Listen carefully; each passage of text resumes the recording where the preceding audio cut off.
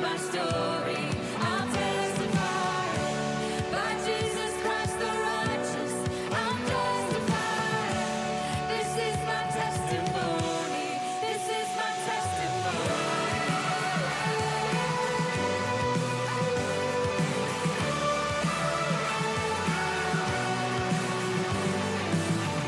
Come together, sons and daughters, bought with blood and washed in water.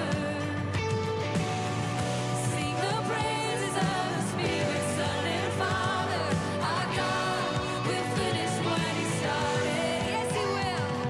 Our God will finish what He started. This is my testimony from death to life. 'Cause grace rewrote my story. I'll testify by Jesus Christ the righteous. I'm justified. This is my testimony. This is my testimony.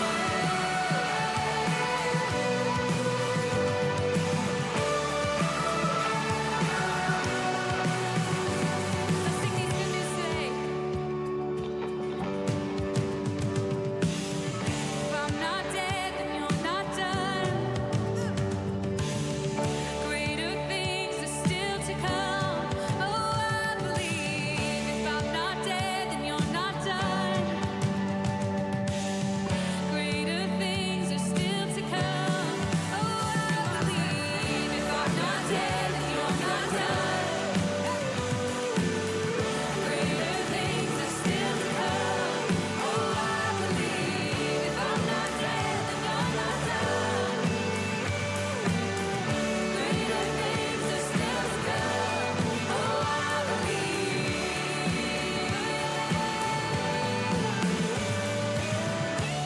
This is my testimony from death to life. 'Cause grace rewrote my story. I'll testify by Jesus Christ the righteous. I'm justified. This is my testimony. This is my testimony from death to life. 'Cause grace rewrote my story. I'll testify by Jesus Christ the righteous. I'm justified. This is my testimony. This is my testimony.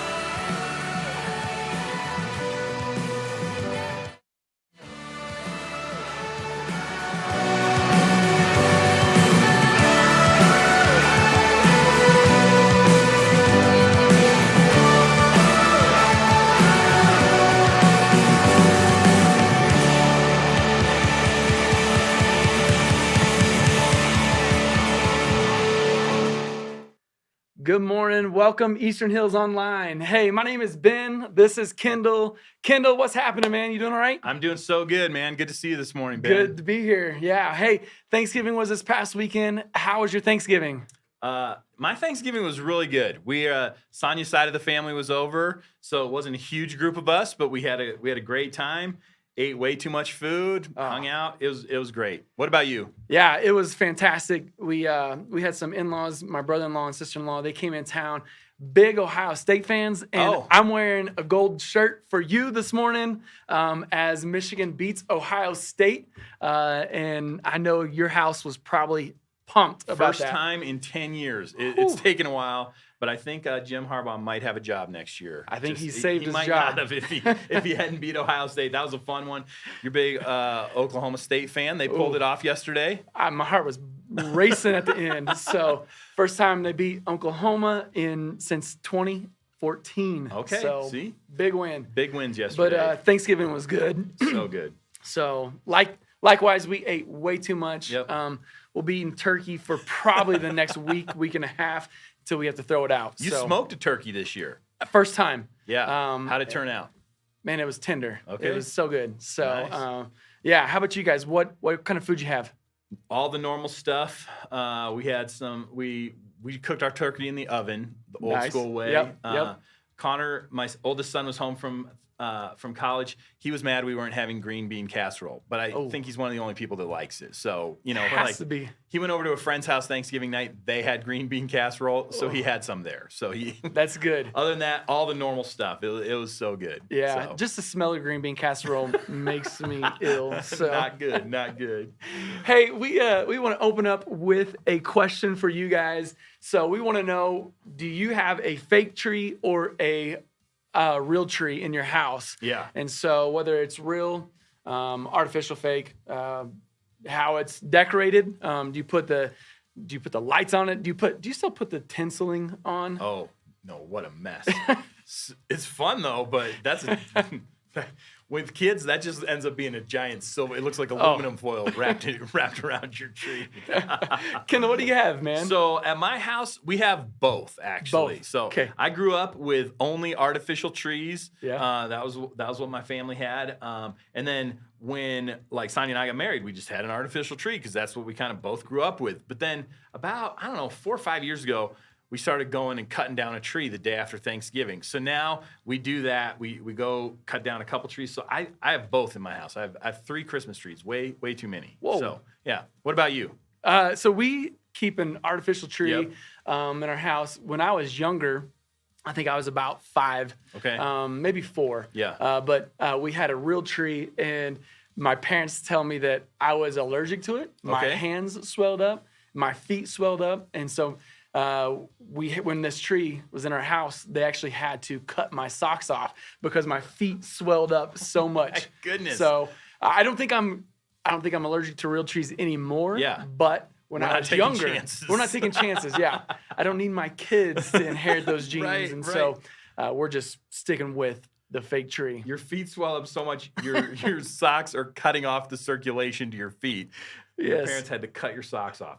That's amazing. Yeah, I'd stick with the artificial tree. Absolutely. 1, 2, 3, 4. How many trees you got? So we just have one. Okay. And last year we bought a new tree because the artificial tree was pre-lit. Yeah. Yep. And I had to eventually go around and wrap lights around it because I couldn't figure out which Yeah. light was bad.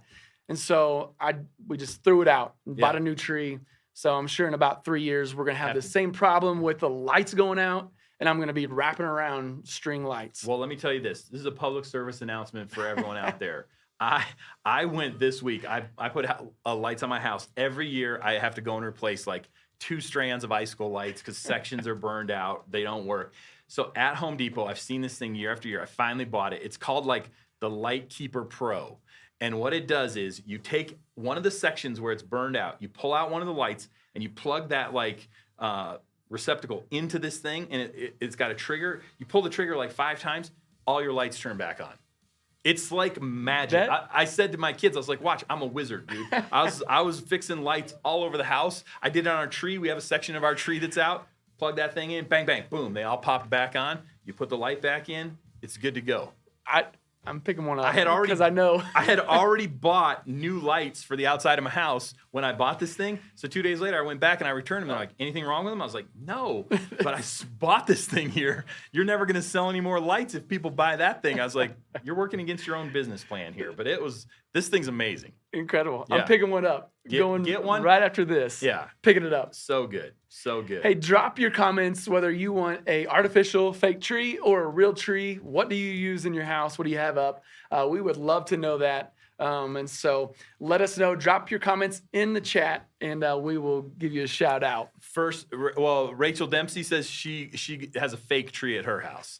So much easier. So much easier. Have you seen these new ones? Does yours have like changing color lights and everything? No. Oh, they got LED now that you can like make your tree all red, make it all blue, change it day to day, run like up and down motion rainbows through your tree, whatever you want. So I'll have to splurge next time. well, I'm not gonna buy another one because I got my Light Keeper Pro. It's the best thing ever. True. They should sponsor me. That's what I feel like right now. So, Hey, we're so glad that you're hanging out with us and joining us this morning, especially if you're new. You've never caught us online like this. We would love for you to text the word new to the number that we've put in the chat there. It's a little ways up in the chat. Or there's going to be a QR code on your screen. If you just scan that, it'll give you the place to connect with us. We'd love to get to know you, follow back up with you, and connect with you. Hopefully, we'll see you sometime in person here. Yes. Hey, Matt, our student pastor, family team pastor, he says a real tree. Okay. So he's not, don't give me that fake stuff. He Right. says a real one. And so Anthony says artificial with a good smelling candle. I thought maybe he still put candles on his tree like the old days. That's a huge fire risk. Well, maybe so. Oh, man. Yeah, we put a cinnamon stick in our, I'm not sure Meredith does that. Yeah. I mean, I guess it smells good. We asked our staff. Dustin said artificial because he's allergic too. I wonder if his feet swell up like yours do. I don't know. Dustin, let us know, man. Kelsey says both, but she wants a real one because the dogs will be able to eat it and they can vomit and not a problem. Terrible. Yeah, so Don't let your dogs eat your tree, Kelsey, or puke all over your house, I guess. Okay, well that's nice. What another question for you, Ben? Your tree, does it have like a theme? Is it decorated like?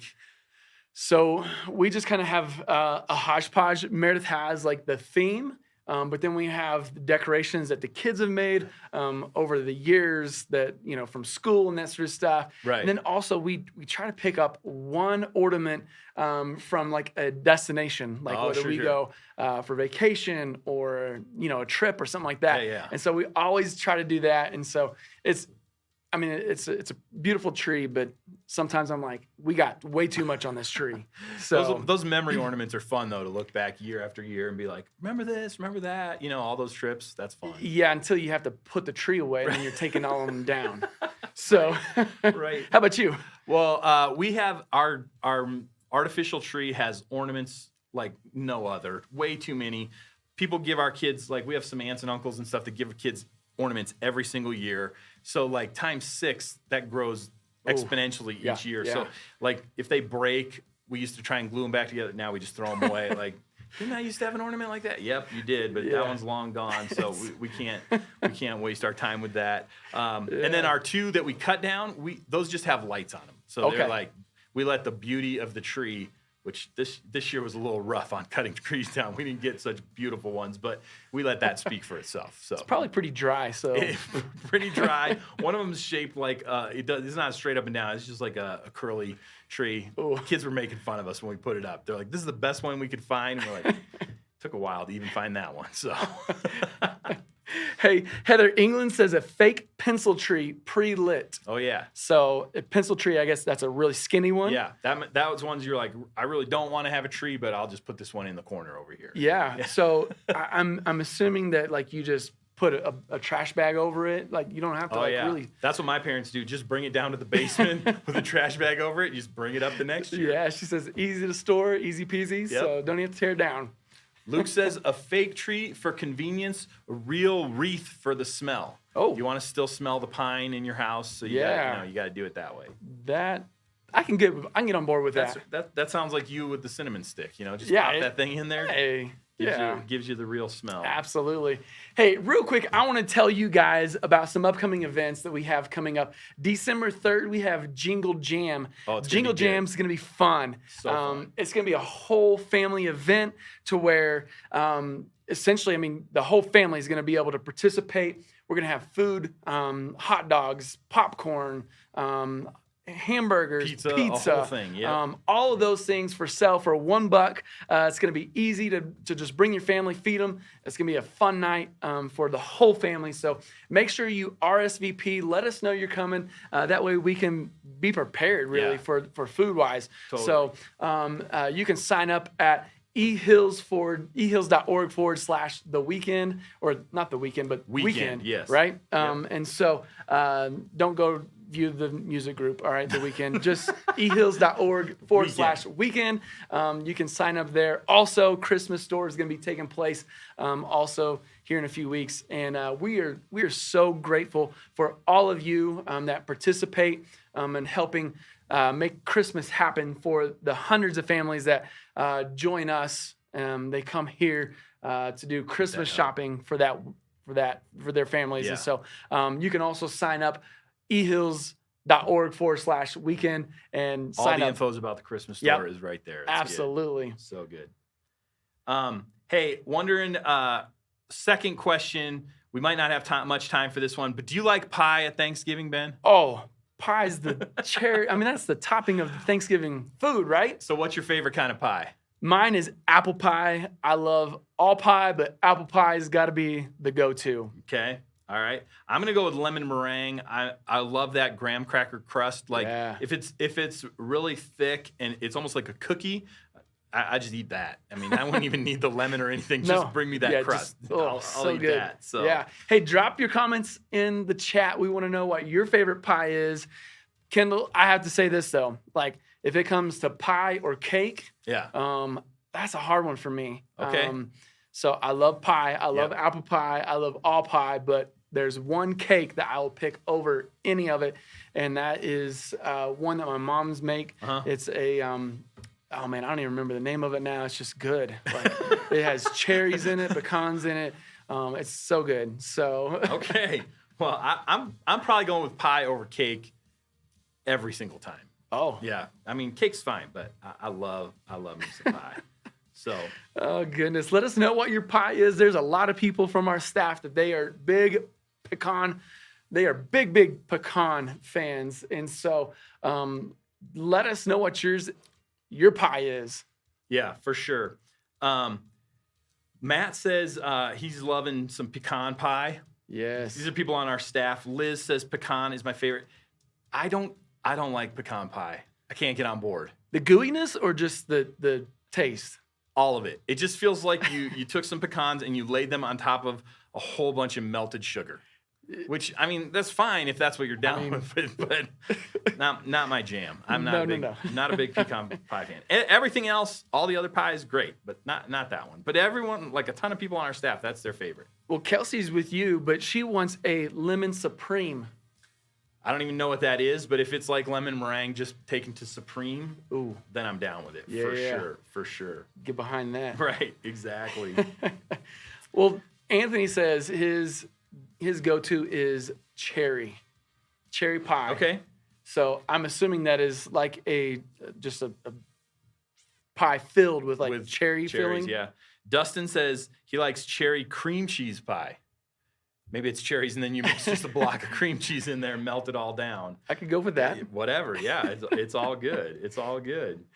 Hey, last week was our last week, week 3, Hope of Exiles, and Kelsey did a fantastic job of sharing with us about spiritual warfare and how just the enemy, how the devil works to discourage us in all aspects of life. And I would encourage you guys to go check that out. You can go to our Facebook page. You can go to our YouTube page and go check that out. So eHill's YouTube channel. Kelsey did a great job. That whole series, Hope for Exiles, was really good. So I'm gonna say the same thing. If you missed any of those 3 weeks, go back and check it out. It's so good. Now this week, in our services, we're doing family dedications. Super fun. Families basically standing up before our church and saying, hey, we want to raise our kids to know Jesus. So then we're going to hear a word from Phil about our theme for this year, being God-centered and family first. This message that we're going to hear today, it's going to really help us in this season to bring our family hope and not hurt. So oftentimes, this can be just a tough time for families. Phil's going to give us a bunch of ideas today about how we can make that a hopeful time for our families and not a hurting time. So before we get to this, before we throw it over there, though, I just got one more question about pie. Yeah. Pumpkin pie, do you take it or leave it? Because I think that's another one that's kind of controversial sometimes. Sure, absolutely. Well, I eat pie. Like, it didn't matter what kind of pie. Okay. Pumpkin pie, lemon pie, cherry pie. All of it. I'm going with it. And so I'll do pumpkin pie all day. I like all things pumpkin. Sometimes, like, Sonia, my wife, she's not as much of a pumpkin fan. Like, I'll take the pumpkin latte, I'll take Yeah. the pumpkin everything. So I love some pumpkin pie. But I know a lot of people, they don't like pumpkin pie. So Well, Sonia says a blueberry pie. oh yeah, she makes a great blueberry pie. So the kids always help her. They make that on Wednesday before Thanksgiving. It is so good. So I'll agree with her on that. Is it like a blueberry muffin? Like or No, is it no, like it's just solid blueberry inside. So it, got the mixed all with sugar, so it gets all like, just basically Good, just huh? boil down the blueberries. So good. Heather England says whipped cream with some pumpkin pie. With a little bit of pumpkin pie. I'm wondering if that is just like an idea or an insight into like how she likes her coffee. If Right. she wants like just a bunch of cream Right, yeah, with yeah. coffee. I can get on board with that. I like pumpkin pie, but man, if you give me the little can of whipped cream, it's gonna get really tall. Yeah. I'm just going for it. Do you have to like do that one? Yeah, one shot in the mouth One too, shot, for sure, yep. for sure. And then yell at my kids when they do the same thing. You have to. Are you a Cool Whip or a ice cream guy on your Ooh, pie? it depends. Okay. Like pumpkin pie is all about the Cool Whip. Yeah. But an apple pie, I'll do ice cream. But Yeah. my favorite is butter. Just put some butter on the apple pie, and it's so good. Wait, what? Tell Butter? me. Like And just melt it in. just. I don't care if it's melted or not. It could be like a stick of butter just on top of it. That sounds not so good. I'm gonna have to, I'd try it, but well, I was watching a show this week. They were talking about what you put gravy on at the Thanksgiving meal. Yeah. So they had laid out all these foods, and the lady was pouring it across. Like, of course, mashed potatoes, Yep, turkey, yep, stuffing, green bean, all this. And then she got to the pumpkin pie, and she just poured it right on. She's like, I like a little gravy on my pumpkin pie. Oh, So I don't know, maybe butter, gravy, not in my book, they don't belong on pie, but if you're saying you got to go with the butter, I'll try it. I'll try it. go with some butter and give Okay. it a shot. Okay. So Man, that's interesting. you can melt it or you can just slather it. Just slather it on Yeah. there. So Perfect. Let's see. I was looking back at our staff responses. Ty says he likes pecan pie too. I don't get it. And then Corey says apple. She's with you on the apple pie. So I don't know. Maybe ice cream for her. She's a pretty fit. do you like the crumbly top apple, or do you like the crust top apple? crust top. Crust top. Yeah, Maybe yeah. that's why you need the butter to get that Right, yeah. crust flavor in there. Absolutely, yeah. That's So, awesome. yeah, it is one of those things where I love butter. Do you put butter on the mashed potatoes before the gravy too? Yes. Yes. Okay. Perfect. That's great. That's Yeah. great. Yeah. I was gonna say, just keep letting us know what your favorite pie is, tree, fake, or real. Yeah. We'll keep interacting with Yeah. you And guys. during Phil's message, if there's anything, we'd love to chat with you online through that as well. Yeah, So absolutely. Good. So good. Yeah. Well, hey, we are going to be joining the auditorium. Phil's going to be preaching, talking about, God Center Family First. And so we love this time together. And so we would want to ask that you would stick around after the service, chat with us. But welcome to God Center Family First weekend. Everybody, welcome. So glad that you're with us here this weekend, whether you're with us in the room or joining us online, as we have kind of a special weekend where we're going to talk about some family stuff, how you think about family. We talk about it around here, whether it's the family you were born with or the family you've made along the way, kind of your people, and how we might kind of revisit some themes we talked about just a few months ago. But I also want to take just a second to say thank you. You may not necessarily know this if this is your first weekend with us or if you haven't been around the last couple weeks, but I spent a couple weeks talking about where we were as a church financially and just how important the months of November and December are for a church like ours, really for any church in a given year, and the gap that we had found ourselves in. And it has just been absolutely incredible to watch the way that men and women who call Eastern Hills home, how you guys have stepped up and not only given kind of exceptional one-time gifts to help bridge some of that, but also be able to kind of jump on board with giving on a regular basis, which really, I can't tell you how much of a difference that makes around here. It's a really big deal because we can say that we partner with families and we can dedicate them on a weekend, but all the environments and support that, Lord willing, we'll see for the next decade plus, decades to come is really possible because of your generosity. Environment, spaces, events, relationships that we're able to be a conduit for because of you.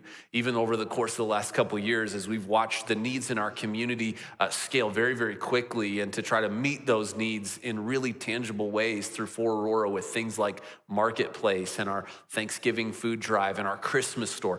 All of those things are made possible at the most basic level because of you. So thank you very much. Thank you for those of you who are still talking in your family and praying about what you might do, how you might get involved. Jesus says that wherever your treasure is, that's where your heart really is. And I know how easy it is for our finances to be kind of the last thing that God gets, but I've said it this way before, until God gets your finances, he doesn't have you. And if you really want God to be at the center of your life, it means that you let him have access to your resources, because as a matter of fact, not just what you give in a place like this, but how you live, every place gets changed because of the hope that we find in how he gives us things for his glory and our contentment. I'm gonna pray for us here in just a second. And if you've never been here before or never heard me speak, I pray kneeling.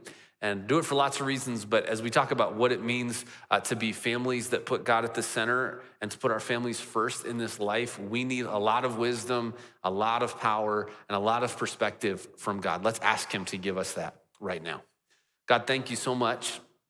Thank you that there is something available to us, that if we walked in feeling exhausted, if we walked in feeling like we're not sure how we're gonna make it through the next month, God, you're with us. If we walked in excited and we walked in hopeful, God, you're with us too. And no matter where we are today, we know that you will take us through the highest highs and the lowest lows if we stay connected to you. I pray that this day would represent a chance to just check back in with one another and with you, that might be how we live our lives this season. It's in Jesus' name, amen. So here's a question for you that you would not probably want to answer on a stage in front of people, but what's your most embarrassing medical story? Now, that's not like sad. We all have some of those probably, but like embarrassing medical story. One you'd be like, well, if I was in your shoes, Phil, I wouldn't want to tell people about it. Here's one of mine. I went for about 10 years, just under a decade, without seeing the dentist. And some of you who have seen me up close, or you're looking really close right now on the screen, you're like, I believe that. And that's a hurtful observation. I just want you to know that that's hurtful. But you know, we know that that's like a thing. We're all supposed to do that. And obviously it was not my best plan. And I had some things to take care of after almost a decade of not going to the dentist. And you'll be glad to know that I am a responsible adult now. And I have since set up the 6-month visits. So for all the dental hygienists in the room, I've set up the 6-month checkups to go and visit a dentist. I actually have one coming up just this week. And I want to give you a tip. If you have been to a dentist and you feel this way, here's a question that every dentist or dental hygienist asks you. They ask you, how often do you floss, right? They ask you that question. And here's what we all know in that moment. There is never a moment in our lives where we feel like more of a child than in that moment. Because I feel like you could answer the dentist, I floss 17 times a day.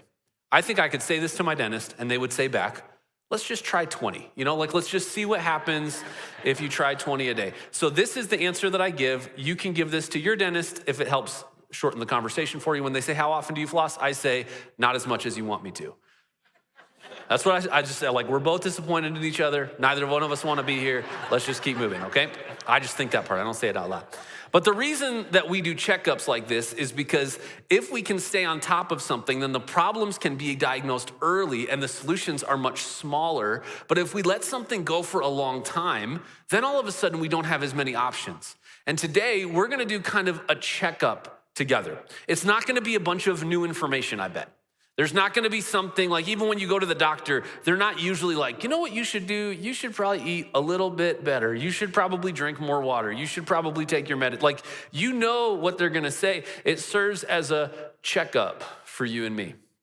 At the beginning of the fall together, we talked about what our focus was going to be for our year as a community, that in this kind of once in a lifetime opportunity to reset our priorities and our schedules, that we would intentionally aim collectively and individually to be God-centered and family first, whether that's the family that you were born with or the family that you made along the way. And so here we are just a few months later.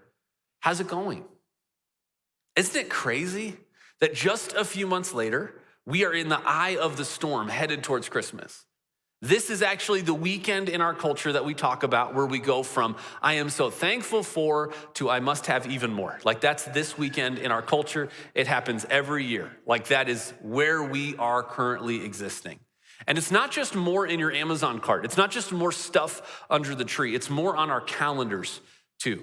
As a matter of fact, over the last couple months, I am now managing my own calendar again for the first time in several years. And I am learning that I'm really bad at it. That just because there's open slots on my calendar doesn't mean I should fill those slots. I'm discovering, please, my wife, do not say amen right now. I am learning this lesson, right? And so for all of us, here's what I hope, that over the next few minutes, I want to give us a little checkup of our hope to be God-centered and family first as a community and for your family. And there's a really good reason why. Because I want us, myself included, to not just dread this season, but to be able to have dreams about it. To be able to think about the hope and the future that exists even over the next few weeks. So for you and me, let's commit to this. Let this season bring your family hope, not hurt. Not the exhaustion of overcommitting, not the regret of overspending, but actually hope. And we're going to talk about how we might do that together as it relates to our families. And I think it starts with something I'm calling boomerang parenting. Boomerang parenting. Now, when I say boomerang parenting, I want to make sure you understand, I don't mean that you should throw your kids, okay? That's not what I'm talking about, just so we're on the same page. This term actually came from a conversation that I had with someone who's a part of our community as they were sharing about some of their grown kids that we had been praying for together for years. He talked about how long this path of patience and trust in God had been with them, and he was starting to see God pulling them back to relationship with their Heavenly Father and to him, their loving earthly Father. It was a really helpful picture of a passage that I think sometimes we can pretty easily misinterpret in the Bible that I hope spending just a minute on maybe can help you give yourself some grace and some perspective about your own parenting. Solomon is this guy who writes in the Old Testament or the Hebrew scriptures of the Bible. He's one of the wisest men who ever lived, although he didn't always follow his own advice. And one of these things that he wrote is called the book of Proverbs. And it's written as instructions to a son from a father about the way he might live his life. And in Proverbs chapter 22, he says, train up a child in the way he should go. When he is old, he will not depart from it. Now, this passage has been used and abused to increase guilt and shame on parents, that if your child departs from the path that you've laid out for them or from God, then you must not have raised them well. That isn't what this passage means. And every time we look at or think about a proverb in the Bible, what we have to understand it as is as a principle. It's describing the way that things are supposed to work. Not a promise, the way that things will always work exactly. Not only that the picture of God's faithfulness in our life is a picture that has a much longer time horizon. We want God to fix it immediately. We want it to go our way immediately, but that's not how God works. Maybe for you, this is something that you've kind of started to picture, right? That you realize in your own life, it's not just an up and to the right arc of progress.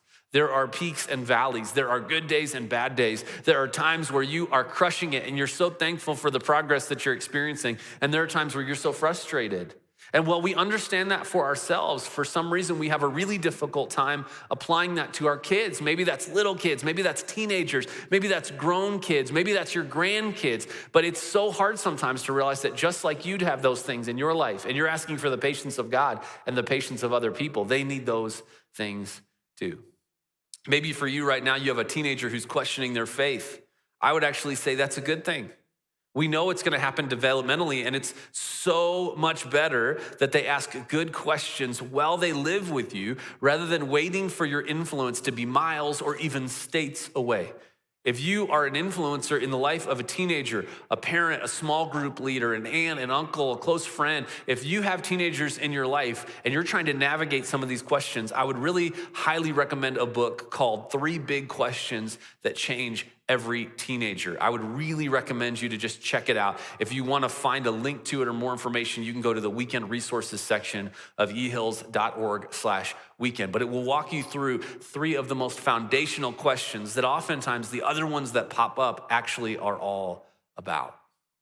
But I wonder, have you ever thrown a boomerang? I'm guessing not, because we're not in Australia, but like you've seen one, right? Like I think kangaroos throw them. When you throw a boomerang, different ones throw differently and they come back differently, like it's a whole thing. And one of the lessons that I think we learn as we think about boomerang parenting is that all of our kids are different. And while we hope that they're gonna return back to the lessons we've taught them, or we hope that things are gonna work out a certain way, it's actually not up to us, and they're all a little bit different. And someone will tell you that. If you don't have kids yet, you've probably heard it a bunch of times. You've heard, like if you ever have kids, they're all different. Or if you're a parent of one kid and you're expecting a second, like, just wait for how different they are. And you're like, whatever, stop telling me that. And then when you have a bunch of kids, and we have 4, we have a bunch of kids, you discover this. Like it is a real thing, especially when one of them starts to color way outside the lines. Our 2-year-old is our youngest, and he is this kid for us, for sure. Like, I don't know. I'm like, is he ours? Like, how is he this different? And he's super cute, and he's fun, and we love him. But if he doesn't get his way, he will let you know that that's not okay. And so his most recent thing right now is if you set up a boundary for him, and he's not allowed to have something, and you just say, hey, buddy, my answer is no.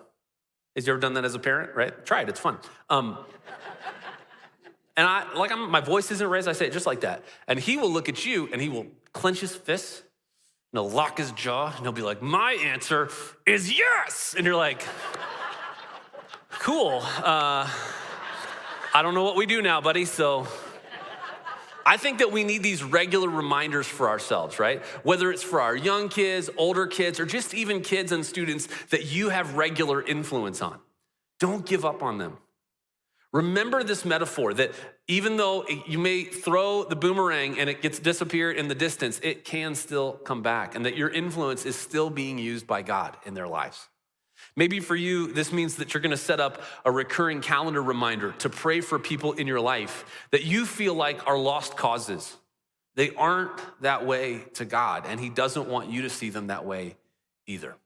The other thing that would be really helpful is to sometimes just start open-ended conversations, especially with teenagers or grown kids that you're like, how do I start the conversation? Well, here's a way. You could just say, hey, was thinking about you this morning. How are you doing? Just ask that question. Now, don't follow that up from their response with, well, that's good because I was really questioning your decision-making as it related to that romantic relationship and the long-term decisions that you were making based on a short-term commitment. Like, don't respond with that text message, okay? Open-ended question, just let them carry the ball from there. Maybe, what are you up to this Christmas? What are you doing? What's happening in your world? Just start the conversation. You have no idea what God can do with it. Or maybe like, hey, have you seen that movie, 8-Bit Christmas, about how crazy it was to be a child in the 80s? That was my childhood. Isn't that crazy? Like, just ask an open-ended question, whatever it is for you. But don't give up. Trust the work that God is doing in them and in you.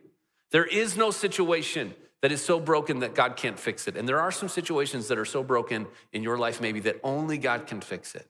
And trust him that he can even do it this Christmas. And if you and I will realign our picture of what this Christmas could look like, then we can let this season bring your family hope, not hurt. You don't have to just do more damage. You don't have to try to work it out on your own. Now, the first point that we just talked about was about how as parents are key influencers in the lives of the next generation, we need to extend grace and patience, and I think we do. I started there on purpose, but the second point's really important too, and that is that this takes teachable children. And before you groan, if you are a child or a teenager in here, we are living in a moment where parents are portrayed, especially in media, especially dads, as incompetent buffoons. And while we get the chance to change those perceptions to our kids and with kids in our life every day, they are reminded multiple times a day of this stereotype. And so here's what I want to do. Parents, for you in the room, I just want you to put some invisible earmuffs on for the next few minutes. I want to talk to kids in the room and online. Kids, here's what I want to talk about. If you're a child or a student listening, we talked about the evil patterns in our world just a couple weeks ago. And this pattern to view parents poorly isn't new, but it is definitely hurting you. You get to decide how you will approach your parents, who are definitely not perfect, but they are genuinely trying. Solomon actually has some really specific advice for you and me. He says, my son, keep your father's commandment and forsake not your mother's teaching. I know that if you're a kid or a student, you've probably heard this passage mean, like you've heard it taught, that you should just do whatever your parents say all the time without questioning, like some sort of mindless robot. And that is exactly what this passage means. You should do that. Parents, I told you to put on earmuffs not too long ago, okay? That is not what this passage means. Remember, we just talked a few minutes ago about the difference between principles and promises, that these are principles, that this talks about the direction of your life, that the direction of your and my life as kids, as students, would be that the way you and I relate to parents, to your parents, should be focused on giving them respect and the benefit of the doubt. How often does it really feel for you, though, with your parents, where you are actually assuming the worst in them and you're just trying to get away with something? That's kind of like your regular way to go. And I know what you're thinking because I was you. You're thinking, they do that with me all the time. But can I tell you a secret? Don't tell any grown-up this, okay? If you change the way that you relate to them and start modeling respect and trust, they will get better at it too. You can help them trust you by trusting them. And I know it sounds crazy, but you should try it, because I'm guessing that even if you think life's going pretty good, there are some times that you've thought, I could probably use an adjustment to my approach. Solomon in that passage specifically calls out your father and your mother. And maybe for you, you're like, yeah, but I'm being raised by a single mom. I'm being raised by a single dad, or I'm in a blended family. And I would say that's okay. Focus on the principle. They are all in there to help you, even when they don't get it right, even when it goes sideways, even when they say that thing they shouldn't have said. Like, they genuinely care about you. And what it looks like for you to model trust and respect will go a lot further than you realize. All right, parents, earmuffs off, okay? You know the best way to help your kids. I bet you do. The best way for you to help your kids to trust you is to confess and apologize for your mistakes directly to them. This is what I mean. I don't mean, you know what? I am so sorry that I lost my temper with you, but I asked you to do it 5 times and you didn't do it any of those 5 times, and I was getting slightly more frustrated every time you didn't do it, and then there's other thing happening in my life, so like, actually, I'm saying sorry, but it's really your fault. Don't apologize like that, okay? Just say, I'm sorry. And you know what? If there's something that you're carrying into it, be honest. Hey, there was something that happened earlier today that I really needed to have a direct conversation with about, and I didn't. And so I was already frustrated. And then when you made me frustrated, I took this stuff and I put it into my conversation with you, and I am so sorry. And the kind of hope and grace that we need from Jesus, would you give me some of that grace? Could you forgive me? I'm telling you, that will go so much further than you realize. Maybe you're coming home exhausted. Maybe you just made the wrong call. Be honest about it. Now, one of the ways that you can work together on this stuff is to carry lessons about faith beyond just the weekend, beyond, especially if you got kids in programming, beyond just kids in a different room and you in this room. There's actually an app that we make available called Parent Cue that we offer to families that helps you talk with your kids and remember the time that you have left with them so you can make it count, about the same concepts that they're learning in their environments today. You can find a link to it, download it, and check it out at ehills.org/weekend under weekend resources. If you don't have this and you have kids in your home, you should grab it. So, kids, students, you got this, right? We're gonna perfectly be teachable from now on. That'll really help our family. So I'm just gonna take your word for it. Or at least maybe this Christmas we'll try. At least this Christmas we won't assume that all we have to do is consume. We won't just ask for more and more and more and better and better and better and get angry when we don't have it. So that this season can bring your family hope, not hurt. See, this isn't just what moms and dads do. This is what boys and girls do. This is what young men do. This is what young women do. We all have a part to play in this family checkup of how we will approach this Christmas. Now, we started talking to parents and influencers, and we talked to kids and students. But lastly, we're going to talk about something that takes all of us, and that is how you and I might be discerning families. Discerning families. This is really important because I think we all know, right? We can't just take everything that comes our way, can we? We know that not every opportunity is the right opportunity. I wonder how easy is it for us to take all the invitations and all the opportunities and just power through them? How easy is it for us to confuse a full calendar with a full life? When in actuality, sometimes we use a full calendar to cover over the fact that our life feels pretty empty. Now, remember back on Vision Weekend, we talked about this idea that there are these priorities in our lives. And if we're honest about it, we all have more priorities than we do space in our life for those priorities. And so we use this metaphor of rocks. And you're like, oh no, not the rocks. We use this metaphor of rocks. And we talked about what it meant to be God-centered and family first, to let God, like sand in the jar, cover over everything in our life. That the biggest rock, our family, would go in first, and that we would only put into our lives what could actually fit. And what happens sometimes is that it becomes kind of first come, first serve, and whatever agenda items come our way, we just start filling the container up with them. And before we know it, we've said yes to some things and said no to other things that we would absolutely want to have in there, but we weren't discerning about it. We weren't intentional about it. And so what were the things that for you remember, you go, oh, this is going to be a big deal for us. We're going to make sure that we prioritize this in our life. And then at the end, if you remember, we all committed to something that wasn't going to make the cut, something that we would need to remove from our lives this year so that we could focus on who and how God has called us to invest right now. For some of those things, they were good things. They were just going to get in your way right now. For some of them, they were patterns that you've been trying to break for years. And you guys wrote them down. You wrote them down on rocks, and we had you put them out there. And things like your relationship to technology and how you focused on work and some hobbies and pursuits that didn't need to be as big a priority in your life as they had become, that you said, this year, these things are going to take a back seat so that our family can be God-centered and family first. See, part of that family checkup weekend is for you to remember the commitment that you made to God about those. Because if you don't, it won't get better. If you don't, this Christmas is going to leave you with some more family scars. If you don't, months from now, that cavity of your life is only going to get worse. This is a checkup opportunity to say, you know what? There were some things that I felt like God called me to do differently this year. And you know what? Maybe there's a few months that's drifted. This is a chance for you to snap it back and to be able to recommit to what it means to stay focused to that calling from God for your life. Solomon actually gives a warning about this. He says, whoever troubles his own household will inherit the wind, and the fool will be servant to the wise of heart. See, there are paths available to all of us.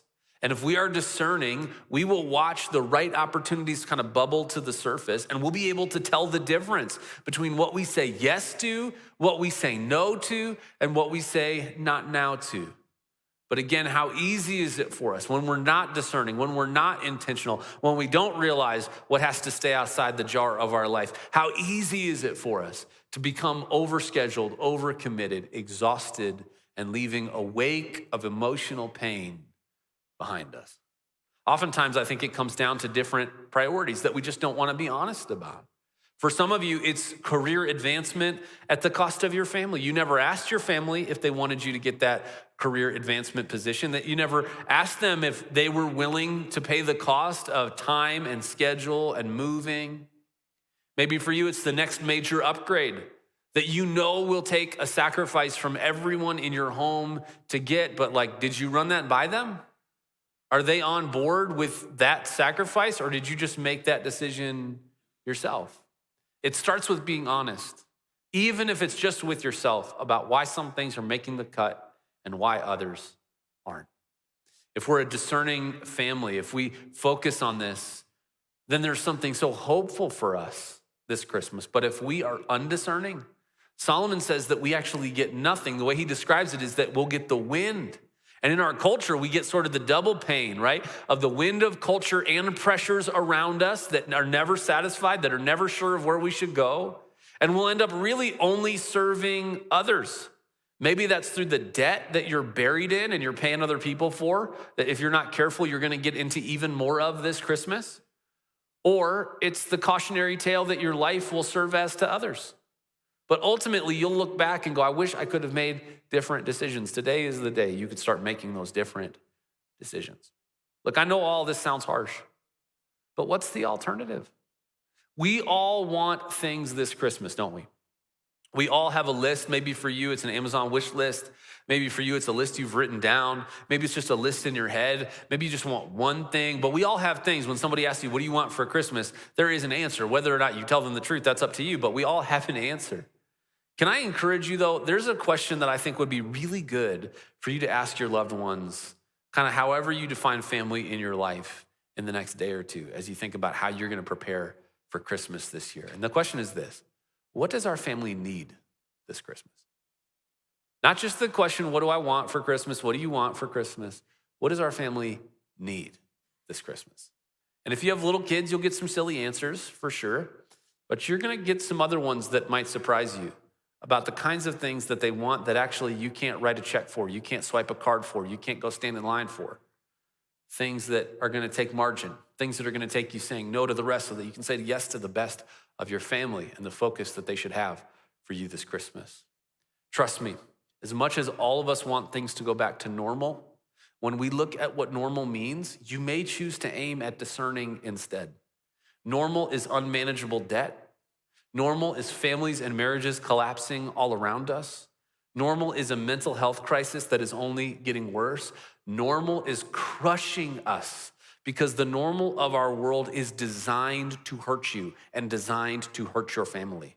Choose discerning over the hurtful patterns of normal all around you. Let's let this season bring your family hope, not hurt. It's so important that you and I realize the implications that are sitting underneath the hood of this for us. Remember in high school, we put people kind of in different categories and buckets in our lives. You had the cool kids, the jocks, the nerds, the goth kids, and you're like, there's a whole bunch more now, I get it, right? Pretty quickly you learned in high school that the easiest path felt like picking one of those groups and just kind of sticking with it. And maybe you didn't know this, but there are those kinds of groups as adults too. And I know what you're thinking, like I haven't seen like a 40-year-old goth guy walking his dog around in my neighborhood, not the same categories. As a matter of fact, I actually think we see some of these groups show up most at this time of the year. There are the like yard people, you know, like their yard, it's like, do you think you're in a magazine every day? Like we get it, another leaf was on the ground, let it go, bro. You know, like there are the yard people, there are the Christmas lights people. I do not understand why you would spend as much time or money as you do on this, but thank you very much. From my family to yours, it's amazing. There are the car people, the house people, the event people. Like you go to 10 Christmas parties this year and they were there before you at all of them and they stay after you at all of them. And you're like, do you even go home this month? Like, what are you doing? There's the party people, the kids sports people, the career people, the church people. Like there are those categories. And it's fine, right? If you have an interest and you're gonna pursue it this Christmas, go nuts.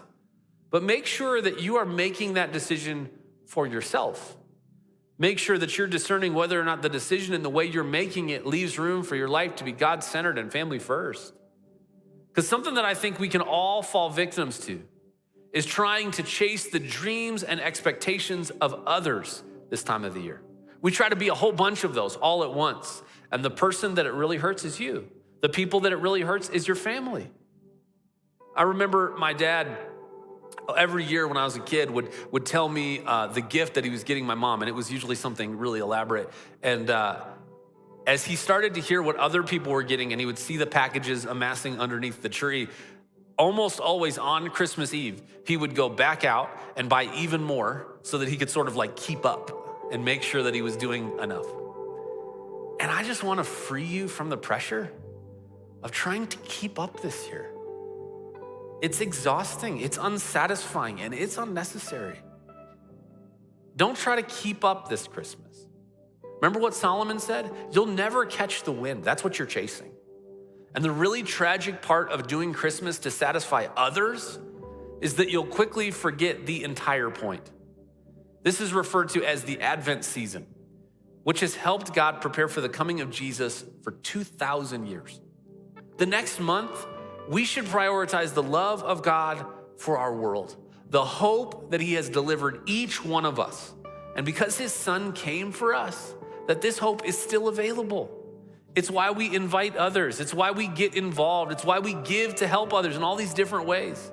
This Christmas will bring you hope if it's about Jesus, but it can only bring you hurt when you make it about something or someone else. You get to choose. So this year, let's let Christmas be the kind of reminder that it was always designed to be. Let's remember that moment outside of an inn in the Middle East 2,000 years ago, when the God of the universe loved you and me so much, loved your unchurched neighbor so much, loved that family member who walked away a long time ago so much, that rather than asking us to get back to him on our own, he sent his only son to be born of a virgin, live a perfect life, and come back from the dead after being killed for your and my sin. Let's remember this Christmas what it really marks, what it's really about. And let's be careful not to let the noise drown that message out. Can I pray for you? God, thank you. Thank you so much for the gift that you give each and every one of us this Christmas. The one that you gave us 2,000 years ago, the one that you prepared from before the foundations of the world. You gave us hope. You gave us the chance to be able to lean on you for eternity, to trust you with the hope of heaven for the hurts of our world. Would you help us this Christmas, God, to turn down the noise in our lives, to put some of those rocks away that are distracting us and distorting what it means to be a family that is God-centered and puts our family first. God, give us a reminder. Help this checkup to actually do something in our lives.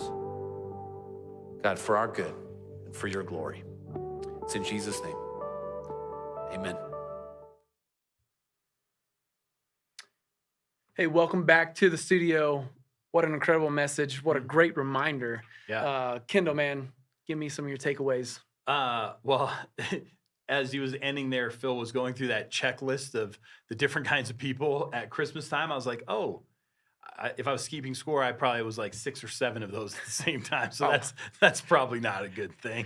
But I think, man, it was all of it's super convicting being a boomerang parent and that sort of thing too. But I think that idea of just discerning and trying to think back to, you know, the beginning of the year when we at Vision Weekend, we wrote on those rocks and we said, these are the things that we're going to kind of put aside for the year so that we can really concentrate and put our families first. Those things they just creep back into your schedule. So that was probably one of my biggest takeaways there. Yeah. How about you?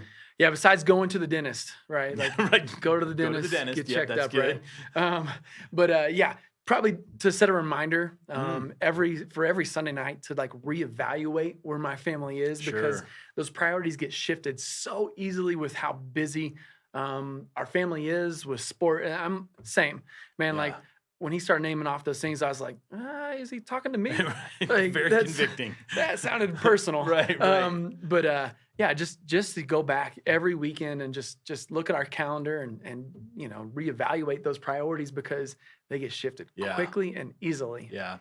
And I think the idea of too, like with your kids, when you have teachable kids, that's great. But sometimes knowing what your kids need from you, you know, it's sometimes easy to know what they need, but like, do we actually give that to them? Because it takes effort on our part, you know, and that's right. When you're tired and you come home at the end of the day or, you know, at the end of the weekend, it's like, I know this is what my kids need from me, but man, I'd rather just be about myself at this point.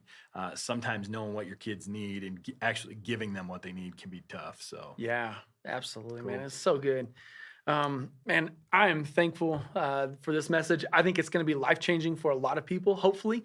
You know, it's something that we can go back to and put a marker and say, you know, this was a good reset for families and for sure. just for people in general. So for sure. I mean, this was this service as a whole, kind of a celebration of families, a reminder of families.